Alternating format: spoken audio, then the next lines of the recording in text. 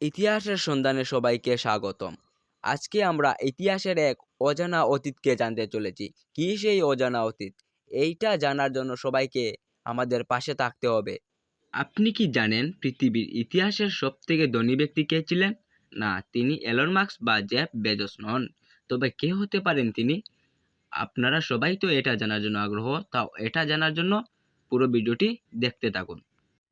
আজ থেকে প্রায় 700 বছর আগে পশ্চিম আফ্রিকার মলিতে রাজত্ব করতেন সম্রাট মানন শাহ মুসা, যার সম্পদের পরিমাণ ছিল প্রায় কল্পনারও বাহিরে। 1324 সালে তিনি যখন মক্কায় হজ করতে যান, তার সাথে ছিল প্রায় 60,000 মানুষের এক বিশাল কাফেলা। সাথে ছিল কয়েক টন সোনা।